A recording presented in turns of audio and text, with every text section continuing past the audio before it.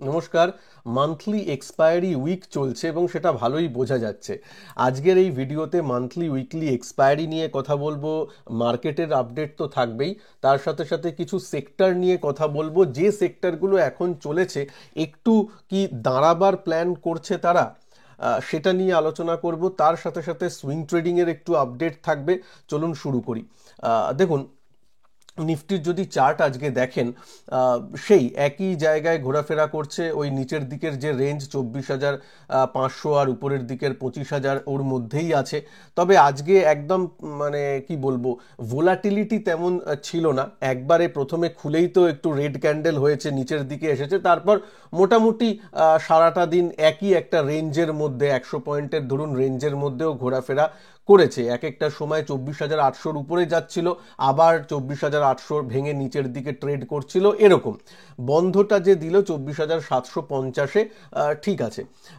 যতক্ষণ 24,500-র উপরে ততক্ষণ ঠিক আছে, ততক্ষণ nothing to do in Nifty. তার বদলে যদি ইন্ডিভিজুয়াল সেক্টর এবং তার আন্ডারের কিছু স্টকে নজর দেওয়া যায়, সেগুলো কিন্তু মুভমেন্ট করেছে। হ্যাঁ, কিছু স্টক মুভমেন্ট করেছে, কিছু স্টক মুভমেন্ট করেনি। হরে দরে কিন্তু মোটামুটি চলেছে, মানে স্টক স্পেসিফিক বাজার কিন্তু আছে। এবং নিফটি যদি এরকমই থাকে, মানে এই এই এই চ্যানেলের মধ্যে ঘোরাফেরা করে, যদি আমি একটু ড্র করতে পারি, এই চ্যানেলের মধ্যেই যদি ঘোরাফেরা করে, তাহলে দেখবেন যে অন্যান্য সেক্টরাল যে স্টকগুলো আছে সেগুলোর মধ্যে একটু নাচানাচি, সেগুলোর মধ্যে একটু ট্রেডিংয়ের কিন্তু মানে সেট আপ, এই জিনিসগুলো কিন্তু তৈরি হয়।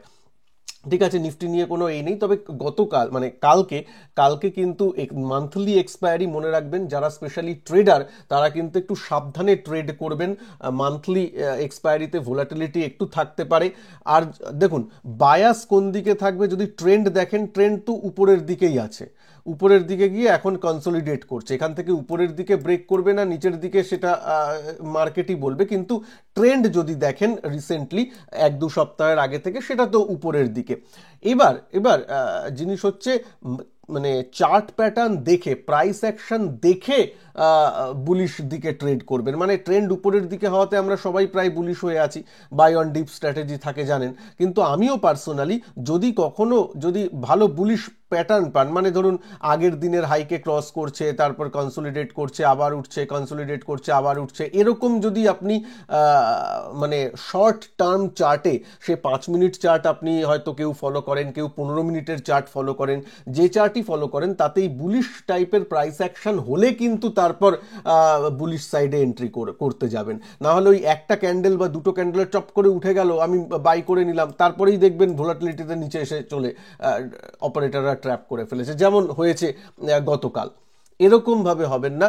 আস্তে আস্তে ধরুন যাই প্যাটার্ন, মানে ফ্ল্যাগ প্যাটার্ন তৈরি হলো, এরকম ভাবে তৈরি করে, বা একটা সাপোর্ট থেকে, সেটা মুভিং এভারেজ হতে পারে, বিভিন্ন ধরনের আপনারা যেটা ইউজ করেন, যে যা সেট আপ ইউজ করেন, বা গতকালের লো থেকে হয়তো এলো, তারপর একটা বাউন্স দিল, এরকম যে বুলিশনেসগুলো, সেইগুলো দেখে ট্রেড করবেন। বুলিশ প্যাটার্ন তৈরি হলেই, প্রাইস অ্যাকশন তৈরি হলে উপরের দিকে ট্রেড করবেন। না হলে ওই মাঝখানে পড়ে আছে, নিয়ে দেখি কি হয়, উপরের দিকে গেলেও যেতে পারে, এই ধরনের ট্রেড করবেন না। তাতে কিন্তু এই চপি মার্কেটে আসা টাকাটাও চলে যায়। ওকে, চলুন এর পরের জিনিসটা দেখি, ব্যাংক নিফটি। তার আগে ভিডিওটাকে আজকে কিন্তু, আচ্ছা একটা মনে পড়লো, আজকে কিন্তু একটা আইপিও নিয়েও কথা বলবো। বহু দিন বাদে একটা আইপিওকে কভার করছি, আইপিও নিয়েও কথা বলবো। তো সুতরাং ভিডিওটাকে একটু লাইক করে দিন প্লিজ। চ্যানেলে নতুন হলে চ্যানেলকে সাবস্ক্রাইব করে বেল আইকনকে অবশ্যই প্রেস করে দেবেন, ঠিক আছে? তবে একটু লাইক করে দেবেন, কারণ এই অনেক দিন বাদে একটা আইপিও নিয়ে কথা হবে। ব্যাংক নিফটি কিন্তু একটু স্ট্রংনেস দেখাচ্ছে।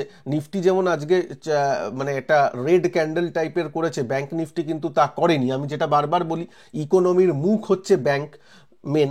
তো ব্যাংক যেখানে দাঁড়িয়ে আছে, সে বাড়তে হবে না কেন, বেড়েছে তো অবশ্যই, কারণ 52 উইক হাই বা অল টাইম হাই, লাইফ হাইতেই প্রায় আছে। দেখতে গেলে লাইফ হাই তৈরি করেছিল 22 তারিখ 23 তারিখে, তো তা মানে 23শে এপ্রিল 22শে এপ্রিল, তো সেখানেই তো আছে প্রায় প্রায়, তাই না? তো তার মানে ঠিক আছে, ও যে ওখানেই কনসলিডেট করে দাঁড়িয়ে আছে, that means it is strong, তাই না? এখানে দেখুন না, দাঁড়িয়ে আছে, এখান থেকে যে উপরে গেছে তারপর দাঁড়িয়ে আছে, that means it is strong. So ইকোনমির মুখ যদি স্ট্রং থাকে, তার মানে অর্থনৈতিক্যালি বা কি বলবো, অর্থনৈতিকভাবে বা ইকোনমিক্যালি ভারত স্ট্রং জায়গায় আছে। হ্যাঁ, যদি অন্যান্য কোনো বাজে নিউজ বা গ্লোবাল নিউজ, ইউএস নিউজ, যুদ্ধের ব্যাপার এইসব যদি না আসে তাহলে ঠিকই আছে। এইসব এলে তো নিচের দিকে আসতেই হবে, কোনো ব্যাপার নয়, তাই না? আচ্ছা, এইবার আমি যাই স্মল ক্যাপ মিড ক্যাপ ইন্ডেক্সে। দেখুন স্মল ক্যাপ একটু গুড়ি গুড়ি পায়ে উপরে গেছে, রেড ক্যান্ডেলের উপরে গেছে, কিন্তু আমার মনে হচ্ছে small cap mid cap index 1 2 3 4 5 6 দিন বেশি গেছে। এবার একটা সময়, আমি বলছি না যে কালকেই বা শুক্রবার দিন, তা নয়, একটা সময় এও গিয়ে দাঁড়াবে, একটা সময় এও গিয়ে হয়তো দাঁড়াবে, তারপর হয়তো আবার নিচের দিকে একটু কনসলিডেট করবে, তারপর আবার বাড়বে, এরকমভাবেই চলে। আপনি যে কোনো জিনিসই স্ট্রেট লাইনে এরকমভাবে স্টক কোনোদিন বাড়ে না, বা কোনো ইন্ডেক্স এইভাবে বাড়ে না। সবসময় একটু বাড়লো, একটু কনসলিডেট করলো, আবার একটু বাড়লো, একটু কনসলিডেট আবার করলো, আবার বাড়লো, আবার কনসলিডেট করলো, এইভাবেই বাড়ে। তো সেইটা একটু মনে রাখবেন, যখন বাড়ছে মানে সবসময় আমি নিতেই থাকবো উপরের দিকে টপে, তা নয়। কনসলিডেট করতে দিন। যারা ধরুন র্যালি ভাবছেন, আমি তো র্যালি মিস করে গেছি, যারা ট্রেডার, ইনভেস্টারদের ম্যাটার করে না যে 2% নিচে নিচ্ছি না 2% উপরে নিচ্ছি। যাদের 15 বছরের নাজারিয়া আছে, 10 বছরের নাজারিয়া আছে, সেটা আলাদা ব্যাপার। হ্যাঁ, তাও যতটা নিচে পাওয়া যায়, কিন্তু তাও বলছি যারা ট্রেডিং করেন তারা যদি একটু বাস নিচের দিকে মিস করে যান, যে বাসটা মিস হয়ে গেছে, তাহলে উঠে গেছে, উঠাকে তাড়া করে দরকার নেই, আবার একটু নিচে আসুক, ঠান্ডা, আমি বারবার যে বলি রুটি গরম গরম খেয়ে দরকার নেই, বা তরকারি গরম খেয়ে দরকার নেই, জিভ পুড়ে যায়, একটু ঠান্ডা করে খান, কোনো অসুবিধা নেই। হ্যাঁ, তো ঠিক আছে। এবার আসি মিড ক্যাপ সেক্টরের ক্ষেত্রে, মিড ক্যাপ মানে ইন্ডেক্সের ক্ষেত্রে। মিড ক্যাপ ইন্ডেক্সও ওরকম একটু দাঁড়াচ্ছে এইখানে, ব্যাপার এবং ঠিক আছে। দেখুন নিচ থেকে অনেকটাই বেড়েছে, অ্যাজ আ ইন্ডেক্স ভালো বেড়েছে। এবার আমি যেটা বললাম, একটু দাঁড়ালে ইট ইজ ওয়েল এনাফ, ওটা বরং আরও ঢোকার সুযোগ অনেককে করে দেবে আমাদের মতো ট্রেডারদের। তো যাই হোক, এটা হচ্ছে ব্যাপার। তো দুটো সেক্টর নিয়ে বললাম, আলাদা করে আর সেক্টর নিয়ে বলছি না, তবে একটা ইন জেনারেল ব্যাপার ভেবে রাখুন। ডিফেন্স সেক্টরের ক্ষেত্রেও একই কথা, কোনো জিনিসই স্ট্রেট লাইনে বাড়ে না। যেগুলো এরকমভাবে বেড়েছে, একদম ধরুন এখানে আছে, এইখানে নেওয়ার থেকে একটু রিট্রেসমেন্ট হতে দিন। হ্যাঁ, তাতে হয়তো অনেকটা উপরে উঠে আবার রিট্রেসমেন্ট দেবে, কিন্তু রিট্রেসমেন্টে নেওয়াটা সব থেকে ভালো। রিট্রেসমেন্ট এসে সাপোর্টে আসবে, একটু প্রাইস অ্যাকশন ফলো করুন, একটু টেকনিক্যালি সাপোর্ট জিনিসটা রাখুন, তারপর। আচ্ছা, এর মধ্যে অনেকের প্রশ্ন থাকে, দাদা সঞ্জয়, সুইং ট্রেডিংয়ের উপর ভিডিও একটু আনো। সুইং ট্রেডিংয়ের উপর প্রচুর ভিডিও আমার চ্যানেলে আছে। আমার চ্যানেলের প্লেলিস্টে গিয়ে দেখবেন, যারা নতুন, প্লেলিস্টে আমি একটা 30-40টা ভিডিওর একটা প্লেলিস্ট তৈরি করে রেখেছি, শেয়ার মার্কেটের ফ্রি কোর্স বলে। সেখানে টেকনিক্যাল থেকে শুরু করে, প্রাইস অ্যাকশন থেকে শুরু করে, ক্যান্ডেলস্টিক প্যাটার্ন থেকে শুরু করে, trading psychology, trading mentality, swing trading, option trading, সব নিয়ে বলা আছে। পুরো একটা প্লেলিস্ট করা আছে, এবং এক একটা ভিডিও 1 ঘন্টার মতো। ঠিক আছে, সুতরাং অনেক বড় একটা কন্টেন্ট আছে, ওটা পড়লেও হয়ে যাবে। ঠিক আছে, আর তাছাড়া আলাদা করে যারা কোর্স নিতে চান, সুইং ট্রেডিংয়ের কোর্স তো 8ই জুন থেকে শুরু হচ্ছে, সেটাও করতে পারেন। কিন্তু ইউটিউবেও কিন্তু প্রচুর কন্টেন্ট আছে, বা সুইং ট্রেডিং সঞ্জয় টক্স বাংলা এটা বলে সার্চ করলেও কিন্তু ইউটিউবে প্রচুর ভিডিও পেয়ে যাবেন। সেগুলো আমি চেষ্টা করব দুটো অ্যাটলিস্ট সুইং ট্রেডিংয়ের ভিডিওর লিঙ্ক এই ভিডিওর এন্ড স্ক্রিনে শেষের দিকে দিয়ে দেওয়ার। ঠিক আছে। আচ্ছা, এইবার আমি আসবো, তো মোটামুটি প্যাটার্নটা বললাম। এবার চলুন আইপিও নিয়ে কথা বলি। ঠিক আছে, আইপিও নিয়ে বলার আগে জাস্ট একটা আপডেট দিয়ে নিই। আমার যে ট্রেডিংয়ের বলেছিলাম গতকাল, যে আজকে আমি ফাইনাল একটা পিএনএল আসবে, তার একটা আপডেট আমি দিয়ে দেবো। রিফ্রেশও মনে হয় হচ্ছে, ভেরি গুড। দেখতে পাচ্ছেন 7 লাখ টাকা নিয়ে শুরু করেছিলাম, এখন মোটামুটি এই ব্যালেন্সটা আছে। আরও কিছু হয়তো অ্যাড হবে। আজকে কিছু আমি ট্রেড করেছি। ট্রেডার্স ডায়েরিতে এসে যদি কাস্টম রেঞ্জ করি, এই ব্যাপারটা আসছে। কিছু এখনও হয়তো চার্জের ফাইনাল কিছু আছে, আজকেও আমি ট্রেড করেছি যেহেতু। তো আপাতত 220 প্রফিট অ্যান্ড লস, যদি আপনি চার্জেস কেটে দেখেন 193, 7 লাখের ক্যাপিটালে, ইটস ওকে। ঠিক আছে, জাস্ট আপডেটটা দেওয়া থাকলো। আমি এই নিয়ে ডিটেলস ভিডিও আনবো, ডিটেলস আজকে এই নিয়ে বেশি কথা নয়, ডিটেলস ভিডিও আনবো, যে ট্রেড অ্যানালিসিস যেটা, সেটা এই উইকেন্ডে বা এই সপ্তাহের মধ্যেই আমি ডিটেলস ভিডিও আনবো, ডোন্ট ওয়ারি। সেখানে ভালো ট্রেড, খারাপ ট্রেড, কি কারণে ট্রেডটা নিয়েছিলাম বা কীরকম চার্ট প্যাটার্ন ছিল, কোথায় এন্ট্রি ছিল, কোথায় স্টপ লস ছিল, যতটা বলা যায় রেগুলেশনের মধ্যে থেকে ছবি এঁকে আমি বুঝিয়ে দেওয়ার চেষ্টা করব। তারপর তো নিজেকে একটু বুঝে নিতেই হবে, তাই না? এখন তো জানেন অনেক রেগুলেশন আছে, তো যাই হোক তার মধ্যে থেকেই আমি বলবো। আর যারা সুইং ট্রেডিং কোর্সে ভর্তি হতে চান তারা এই ভিডিওর নিচে ডেসক্রিপশন বক্সেও লিঙ্ক দেওয়া আছে, যেখানে গুগল প্লে স্টোর থেকে সঞ্জয় টক্স, SANJOY, সঞ্জয় টক্স এই অ্যাপটা ইনস্টল করে নেবেন। ওখানেই 8ই জুন থেকে সুইং ট্রেডিং কোর্সটা চালু হচ্ছে, সেটা পারলে জয়েন করে নেবেন। অ্যাপটা ইনস্টল করার পর সুইং ট্রেডিংয়ের ডিটেলস পেয়ে যাবেন ক্লাসের, এবং সেখানে কিন্তু আমার হোয়াটসঅ্যাপ নাম্বারও দেওয়া আছে। যারা হোয়াটসঅ্যাপে যোগাযোগ করে নিতে চান যে কোর্স সম্বন্ধে যদি কোনো প্রশ্ন থাকে, তাহলে সেটাও করে নিতে পারেন। একটা কথা বলি অ্যাজ আ ডিসক্লেমার, কোনো রকম কিন্তু টিপস সার্ভিস প্রোভাইড করা হয় না, কোনো রকম মানে আমার স্টুডেন্টদেরও নয়, ইউটিউবেও নয়। আমি জাস্ট শেখাই যেভাবে ট্রেড সেট আপ আমি নিজে ইউজ করি, টেকনিক্যাল অ্যানালিসিস, যে trading psychology, risk management, money management যেগুলো আমি ফলো করি, সেগুলোই শেখাবার আমি চেষ্টা করি, ঠিক আছে, আমার ক্লাসে। সুতরাং যারা মন দিয়ে শেখার জন্য আসবেন বা চান, তারাই অ্যাপটা ইনস্টল করে জয়েন করে নেবেন। 8ই জুন থেকে ক্লাস স্টার্ট। এবার আসুন আইপিও নিয়ে কথা বলি।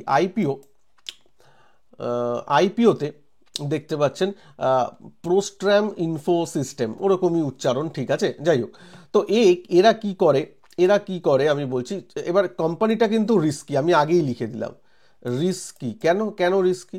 কারণ এটা একদমই লার্জ ক্যাপ তো নয়, বলতে পারেন স্মল ক্যাপের থেকেও ছোট, মানে স্মল ক্যাপই, তার থেকেও একটু ছোটোর দিকে বলবো, ছোট কোম্পানি। ওরা যে আইপিও আনছে 168 করোড়ের আইপিও, এমন কিছু আইপিও মানে বড় অ্যামাউন্টেরও নয়, আর নিশ্চয়ই অনেক গুণ এইও পড়বে, কি বলে, অ্যাপ্লিকেশনও পড়বে। তাই জন্য তাড়া করে নেওয়ার কোনো দরকার নেই। আর আমার ভাগ্য তো খুব খারাপ, আইপিওতে অ্যাপ্লাই করলে পাই না, কিন্তু যাই হোক এইটা যদি দেখেন এটা একটু রিস্কি যেটা বললাম। তবে ঠিক আছে, ধরুন কেউ আইপিওতে পেলো না, লিস্ট তো হবে, তারপর তো দিনও আছে, পড়ে আছে সময়। এই নয় যে যেদিন লিস্ট হবে সেদিনই জোর করে নিতে হবে, এই হবে, এই সব না। নিজে আগে অ্যানালিসিস করুন। এখানে আপনি নেবেন কি নেবেন না তা নিয়ে কোনো কথা হচ্ছে না। আমি জাস্ট ফান্ডামেন্টালি যে কথাটা বলছি, এরা যে সেক্টরটায় আছে, এবার দেখুন এক্স্যাক্টলি ম্যানেজমেন্ট পরে কি করবে জানা নেই, সেটা তো কেউ বলতে পারে না মনে কি আছে তাদের, কিন্তু এখনো পর্যন্ত যে সেক্টরে আছে সেক্টরটা ভালো, যে ব্যাটারি ম্যানেজমেন্টে আছে, স্টোরেজে আছে, ইউপিএস এসব বানায়, হ্যাঁ, মানে এনার্জি স্টোরেজ ফ্যাসিলিটি, ব্যাটারি এইসবের ব্যাপারে আছে, যেগুলো কিন্তু ভালো কাস্টমাইজড সলিউশন প্রোভাইড করে। ইলেকট্রনিক্স ডিপার্টমেন্টটা আছে একটু, তো সেটা ফ্লেভারে আছে, ভালো। কিন্তু আবারও বলছি, এরকম অনেক আইপিও কিন্তু আগেও এসেছিল, তেমন পারফর্ম করেনি। আশা করব যে এই কোম্পানিটা একটু আলাদা হবে। মনে করে দেখুন EMIL, এরকম কোম্পানি এসেছিল তাদের আইপিও নিয়ে, আইপিওর 1-2 দিন একটু নজরে থাকলো, তারপরে নিচের দিকেই নামতে শুরু করলো এবং কয়েক মাস ধরে নিচের দিকে ছিল, তাই না? তো সেরকম, তা এইসব যদি আইপিও কেউ পেয়ে থাকেন, তাহলে স্টপ লসটা ওই ইস্যু প্রাইসের থেকে 2% নিচে ওরকম রাখবেন। ইস্যু প্রাইসের 2% নিচে, যাতে স্টপ লস হিট হয়ে বেরিয়ে গেলাম, কি হচ্ছে, যাতে আমি নিচে ফেসে না যাই, এই ধরনের গুলোতে এরকম। তবে ফান্ডামেন্টালি আপাতত যা দেখা গেছে ইটস ওকে। তবে এই প্রশ্ন করবেন না, দাদা যদি না পাই তাহলে কি লিস্টের দিনেই নেব?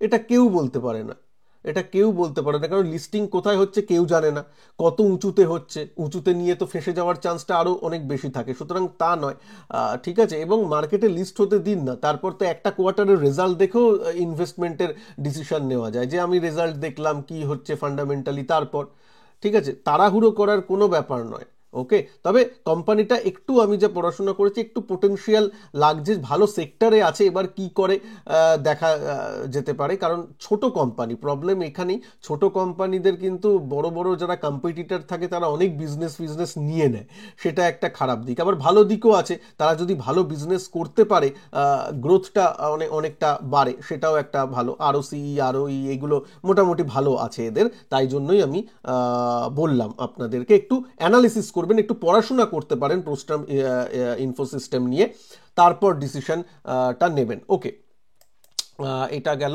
এটা নিয়ে ব্যাপার। যাই হোক, এইটুকুনি আজকে উপস্থাপনাটা ছিল, আজকে শর্ট রাখলাম। আপনাদের প্রশ্ন নেওয়ার আজকে প্ল্যান ছিল, ভিডিওটা একটু দেরি হয়ে যাবে। আমি উইকেন্ডে আপনাদের প্রশ্নোত্তর নিয়ে একটা ডিটেলস ভিডিও আনবো, চিন্তা করবেন না।